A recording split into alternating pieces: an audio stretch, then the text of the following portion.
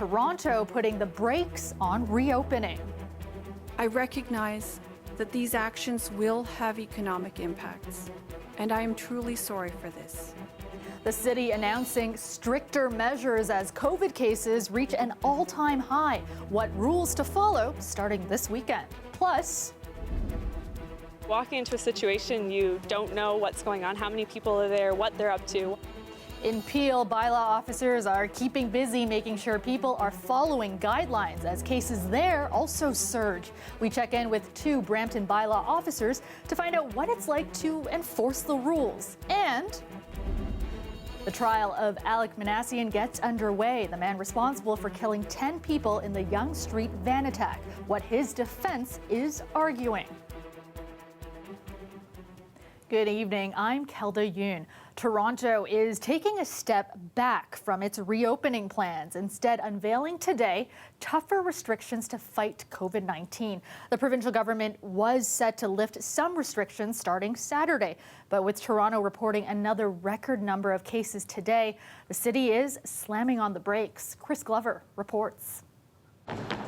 Better get used to the patio for the next month. This is all dining out in Toronto can look like. I recognize that these actions will have economic impacts, and I am truly sorry for this. Existing restrictions on indoor fitness classes will remain in place too. Toronto's top doctor warns as new daily cases hit more than 500 in Toronto for the first time twice this week, the percentage of people testing positive is dangerously high, and hospitalizations are up too. More action is required to protect the people of Toronto from the rampant spread of COVID-19. Toronto is joining the rest of the province in the new color-coded framework. Like Peel, Toronto will become a red zone.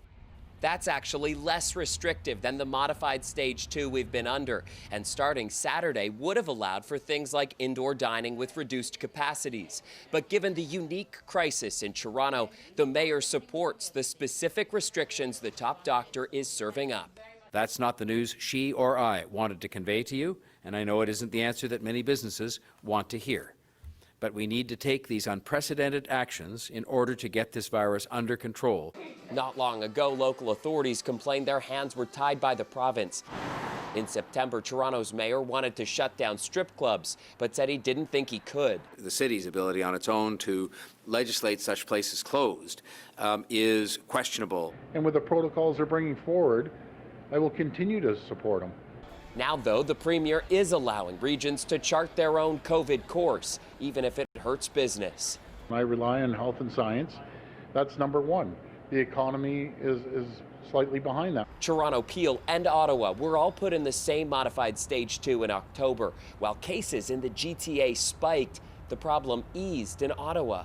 And it really does tell that story that some restrictions are going to benefit certain places and different regions will need different answers for it.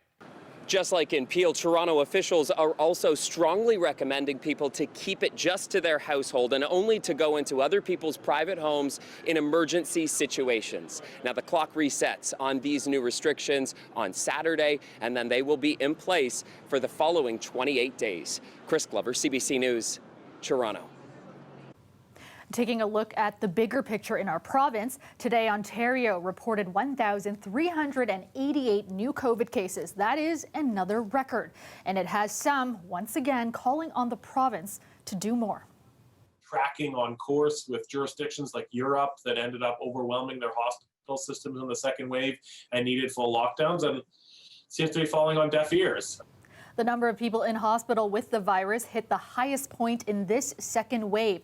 422 people in Ontario, 82 of them in intensive care. The number of long-term care residents with COVID-19 also increased to almost 650. Today, the Prime Minister had a message for other levels of government. But I would hope that no leader in our country is easing public health vigilance because they feel pressure not to shut down businesses or slow down our economy. Premier Ford responding to that at his daily news conference, saying he is acting to keep people safe and that he would consider a lockdown if numbers get out of control. The trial of the man accused of one of the city's worst acts of mass violence began today. The 2018 Yonge Street van attack killed 10 people and injured 16 others. Alek Minassian has already admitted to carrying out the deadly rampage. However, because of COVID-19, the trial is being held virtually, meaning Minassian won't come face-to-face with the victims and their families. Trevor Dunn has those details. New video played in court today of the police takedown of Alek Minassian in 2018.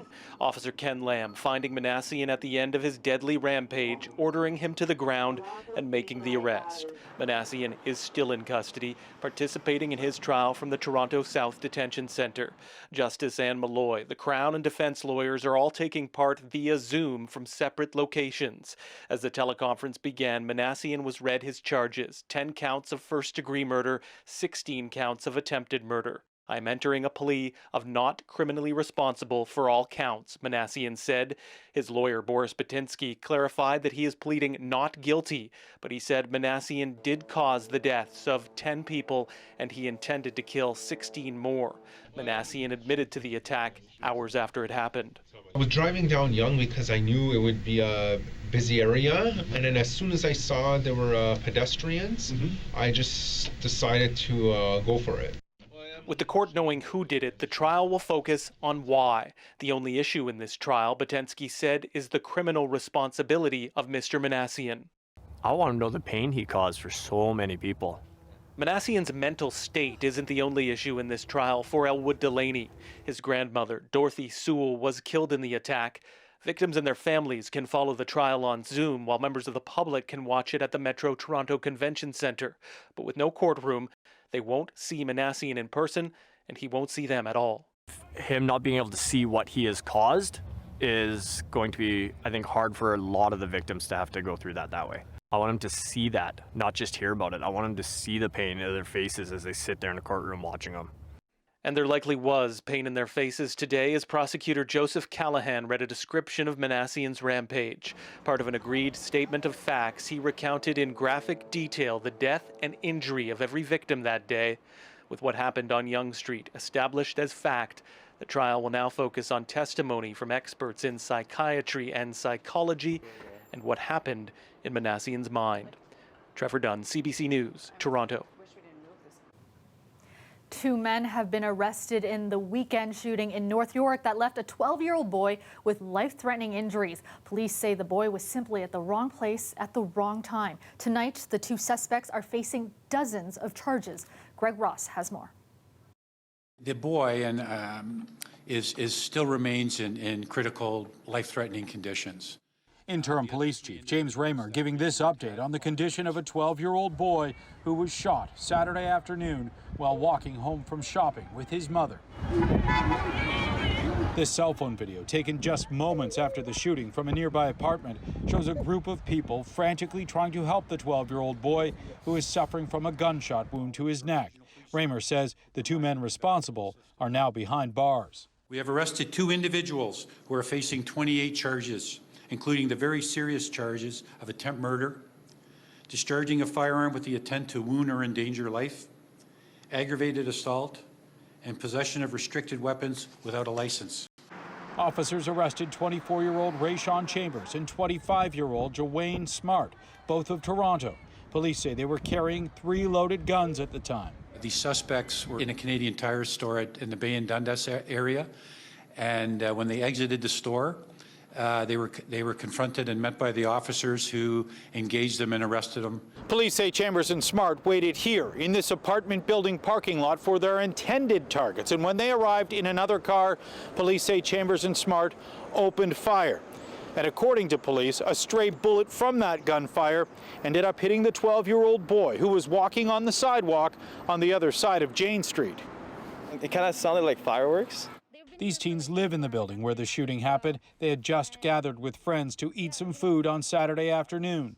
It was like a bunch of just boom, boom, boom, boom. We heard like 3 shots, 2-3 shots first, and then a slight pause, and then it sounded like a response back, and there was like a lot of shootings after that. The reaction from residents was mixed today after hearing about the arrests. Knowing that 2 people are already found responsible for it. So I guess it was sort of a relief. It's still a war zone out here, regardless of any arrest or not. There's still a lot of bad people out here. Chief Raymer says Chambers and Smart could be facing additional gun-related charges. He says they are suspects in at least 2 other shootings, one in Toronto, the other in Bradford. Greg Ross, CBC News, Toronto. Peel reported 458 new cases of COVID-19 today, a new daily record for the region. Now, officials there say small and large gatherings are a big part of the problem, and it's one that bylaw officers often have to deal with. In Brampton, officers there have issued more than 1,500 warnings and 940 charges for violating the rules since March. There were 150 complaints just this past weekend. From those, 30 charges were laid. Our Talia Ricci spoke with 2 bylaw officers in Brampton to find out what it's like enforcing the rules. Last year, if you told me what I was going to be enforcing this year, I probably wouldn't have believed it. In the very beginning, in the first few months of COVID, all officers got switched to 100% COVID enforcement to meet the demands of all the calls that we were receiving for service. Right now, majority is a lot of mandatory face covering calls, businesses failing to enforce it or adhere to the guidelines to enforce and ensure mandatory face masks are worn inside businesses. Beyond that, still a lot of social gathering calls are being received. What have been some of the biggest challenges that you've faced responding to some of these calls? Walking into a situation, you don't know what's going on, how many people are there, what they're up to, what to expect. This is the 3rd call we've responded to for a social gathering over 10. And one of the biggest differences now is all of the online critique. You sign on and you see a news article posted and you scroll down and you see that there's over 100 comments, negative comments towards enforcement, towards the bylaws that are in place, towards the provincial regulations. And then to put yourself in the mindset having to go to work the next day and have 8 hours of conversations explaining and educating people why they're in place. What would you want the public to know about your job and what you're up against right now? We also can't see a lot of family members. We can't do those social gatherings. Our interactions with family members are reduced just like everybody else's. So the same challenges and restrictions they're facing and that they are frustrated by, we are also facing and frustrated by. Dispatch, please go ahead with any outstanding priority 1 complaints. It was definitely a challenge at first, having to learn all the new bylaws.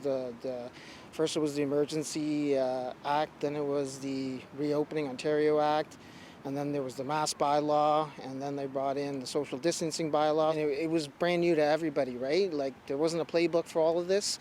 So sometimes people didn't believe that this was even happening.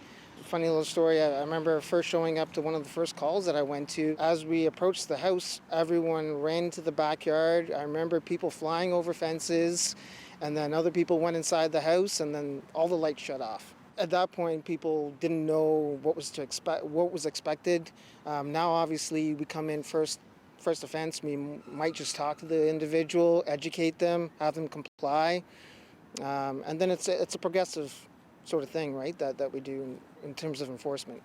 But what is your strategy approaching someone who is angry or aggressive and doesn't want to wear a mask or wants to have their party? Like, what are some of the tactics you use? One of the first things I try and do is try and de-escalate, so calm them down a little bit. I don't take it personally because I know that when I put on the uniform, the individual is more upset about the uniform, not the person behind it. So I try and make every interaction a human one. So I humanize, I talk to them politely, kindly, treat them with respect, and I think that goes a long way. If we don't push to make a change, nothing will ever happen.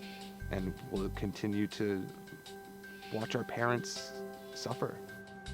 An elderly man goes to the washroom where he has a heart attack and dies. But staff in his long-term care home didn't find him for 6 hours. Now his son wants answers. That exclusive story coming up next.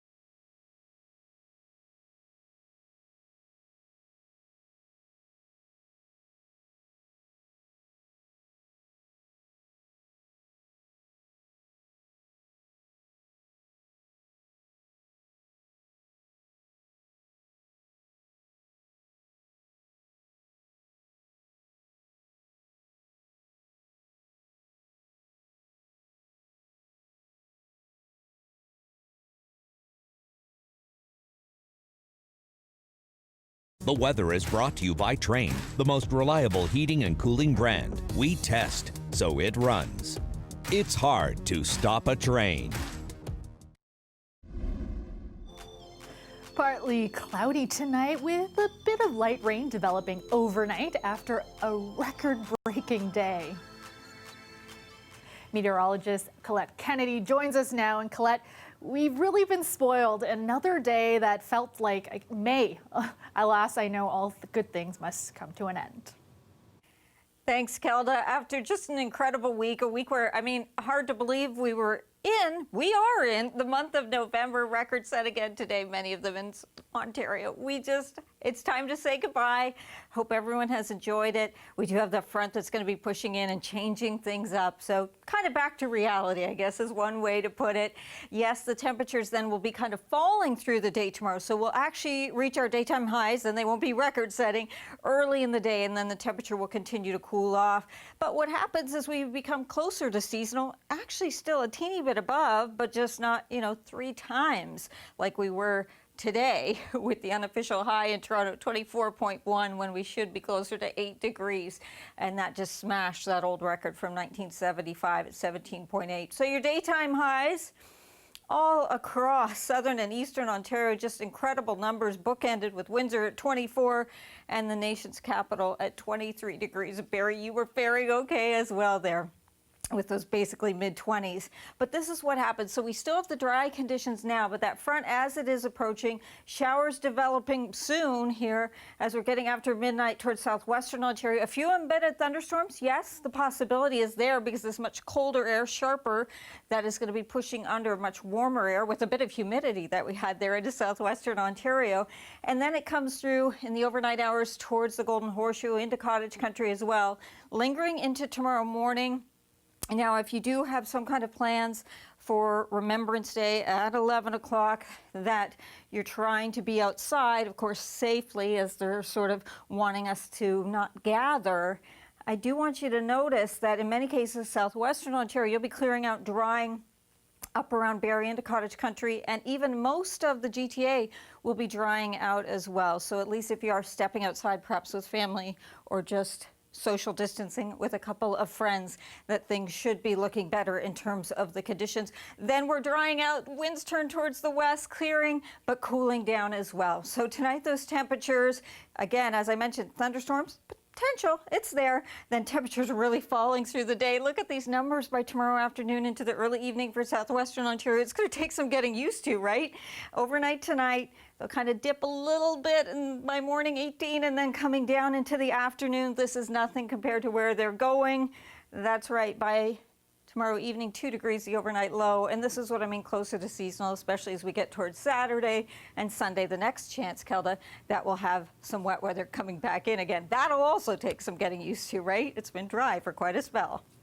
All right, I'll get my umbrella ready. Thanks so much, Colette.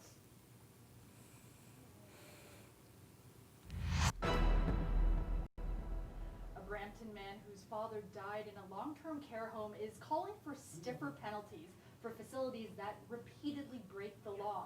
On the day Traven Matchett died, he was... These are the final moments of Traven Matchett's life. Around 9:51 a.m. on April 11th, the 92-year-old wheeled himself to the bathroom. He never came out. And so I tried to call him half a dozen times that day. Matchett's death would later be ruled as likely cardiac arrhythmia from heart disease.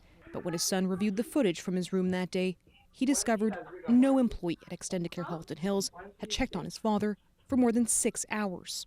I was enraged seeing my father just it was dumbfounding. You can exist with somebody who has passed away in your facility for hours. Matchett filed a complaint to Ontario's Ministry of Long-Term Care. In its inspector's report, it said a PSW had documented Matchett had eaten, quote, 76% of his lunch and his full snack, and that they had conducted hourly checks, when video surveillance showed that staff did not check on the resident. The ministry found, quote, the home failed to protect Matchett from neglect by staff and issued the home 3 written notices of violation. The staff members said my father ate lunch at 11:56 in the morning and, quote, he was happy and cheerful while he did. And that stuck to me because you can't be happy and cheerful if you're not breathing. It wasn't the first time Matchett filed a complaint about his father's care. Last year, his father kept complaining a resident was entering his room without permission. This footage captured one of those incidents. He hits his head as she moves past him. Matchett later had to be taken to hospital for his injuries. A ministry inspector later ruled the home, quote, failed to ensure steps were taken to minimize the risk of altercations and harmful interactions between the resident and others. The private care home has been the subject of dozens of violations. Data from a CBC Marketplace investigation shows between 2015 and 2019, the home was issued 125 written notices. This advocate says homes that repeatedly break the law should be charged criminally or fined. If they don't comply, the ministry just comes in again and just reissues the order.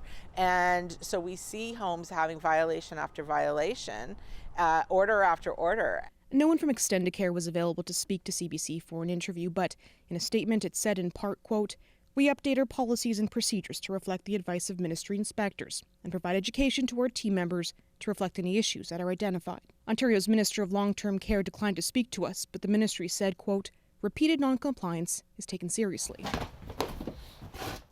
Matchett disagrees and says the government is not doing enough to prevent what happened to his father from happening again. If we don't push to make a change, nothing will ever happen. And we'll continue to watch our parents suffer. Farah Morali, CBC News, Toronto. Remember, if you have a story you'd like us to look into, send us an email, torontotips@cbc.ca. After the break, thousands of flags are being planted outside Sunnybrook Veterans Center. Just kind of like a thank you for Remembrance Day as usual.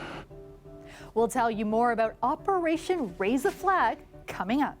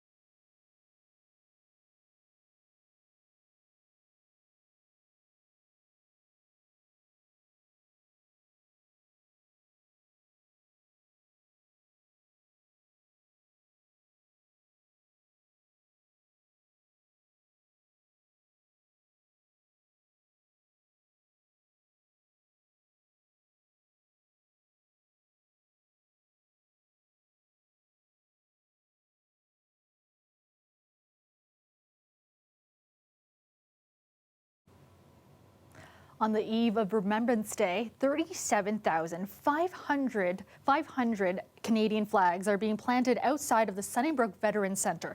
It's part of the centre's annual campaign, Operation Raise a Flag, each flag representing a donation for the veterans at the centre.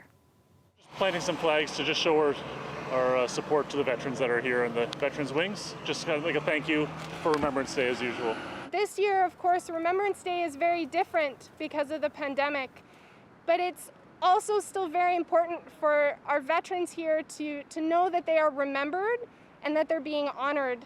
We really focus on improving and having the best possible life experience for each of our veterans. So we tailor it directly to what's important to them. The sea of flags is planted so that the 375 veteran residents at Sunnybrook can wake up on November 11th knowing their sacrifice has not been forgotten. Due to COVID-19 safety protocols, this year's flag planting is being done by staff volunteers along with members of the Canadian Armed Forces. In the 10 years since the campaign started, the centre has raised more than $600,000. Sunnybrook's Remembrance Day ceremony will be held virtually tomorrow. And that is our show for you tonight. Thank you so much for watching. Dwight Drummond has your next local newscast tomorrow at 6, and Talia Ricci has you covered at 11. Have a great night, everyone.